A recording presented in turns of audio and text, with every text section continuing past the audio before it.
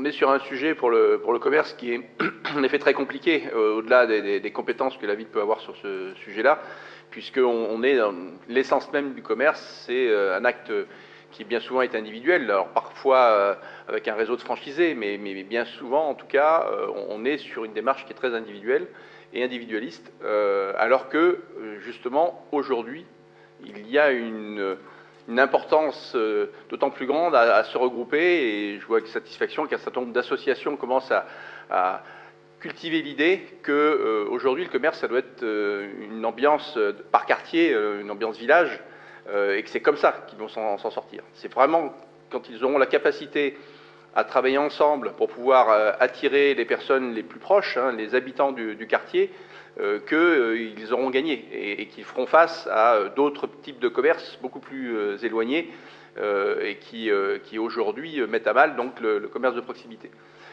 Pour ce qui est aujourd'hui de pratiques commerciales, il faut aussi bien comprendre qu'on a des propriétaires de cellules commerciales qui n'ont pas un besoin impérieux financier à louer leurs cellules au plus bas prix parce qu'ils auraient besoin de cet argent pour vivre. On a ce problème-là aussi à Orléans. On a des propriétaires de cellules commerciales qui maintiennent des prix assez élevés de manière malheureusement artificielle et qui empêchent du coup des initiatives et des porteurs de projets de s'installer.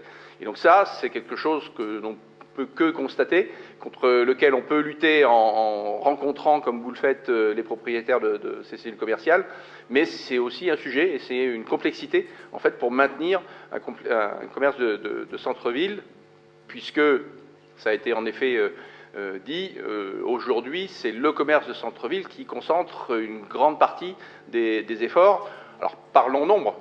Il y a en effet un grand nombre de commerces en centre-ville et il y a une attractivité. Je rencontre à différentes occasions, comme à certains nombre d'entre vous, des personnes qui viennent en centre-ville d'Orléans et qui viennent parfois de très loin. Des personnes qui viennent de Gien, qui viennent, voilà, on a toujours, on se rend compte en fait de l'attractivité d'Orléans parce qu'on reste une capitale régionale et donc attractive, et donc on a besoin de ce commerce dynamique. Pour ce qui est de ces différents événements qui sont mis en place, moi j'ai juste un petit point d'alerte sur le marché de Noël. Le marché de Noël, dont certains commerçants font une concurrence directe à des commerçants installés. En particulier, on parlait d'habillement, on parlait de bijoux fantaisie. Voilà, c'est des choses qu'on continue à voir sur le marché de Noël, alors que d'autres autour ont besoin justement de ces périodes-là de faire du chiffre d'affaires, et eux sont installés dans des cellules commerciales en centre-ville toute l'année. Et donc, voilà, juste un point de vigilance sur ce sujet-là, à mon avis, à porter.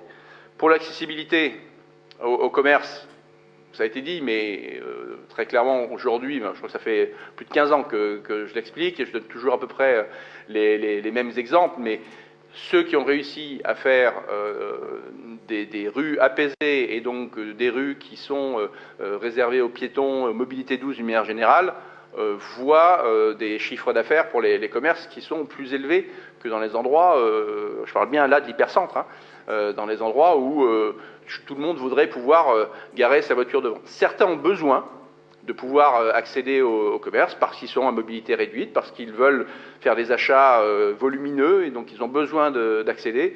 L'immense majorité des personnes doivent accéder au commerce par d'autres moyens. On a parlé de pistes cyclables, des moyens, des transports en commun qui permettent également de pouvoir accéder d'une autre manière, et en particulier en tant que piéton, parce que la réalité, quand on regarde bien les choses, c'est qu'on est tous à un moment ou à un autre usagers, pour la plupart, d'une voiture, d'un vélo et piétons. Et donc il faut absolument qu'on soit conscient de l'importance à donner la possibilité aux piétons de pouvoir être les véritables acteurs de ce commerce de proximité, et donc tenir compte en fait de ce fait et les aider. Là, il y a un véritable accompagnement de la ville qui peut être mené. Et puis enfin, je parlais des Halles Châtelet. Alors au-delà de la très belle initiative de Duralex, et qu'il faut en effet pouvoir pérenniser, on a un énorme enjeu avec les Halles Châtelet. C'est très clairement le moteur du dynamisme commercial du centre-ville et des commerces proches de Loire pour les dizaines d'années à venir. Donc là, on a un enjeu qui est primordial pour l'avenir du commerce en centre-ville. Il faut que ces halles gourmandes se mettent en place et qu'elles puissent vraiment faire revenir un certain nombre d'Orléanais et bien au-delà de personnes qui puissent faire vivre ces espaces et donc l'ensemble du commerce.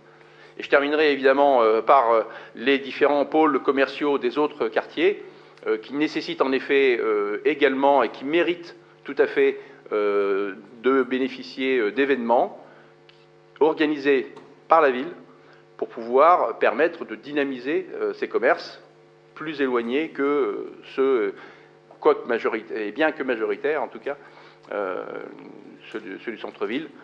Il faut impérativement qu'on arrive à organiser des événements dans les autres quartiers, parce qu'ils le méritent. Ils ont besoin aussi de ce dynamisme commercial et ils ont besoin donc de notre aide.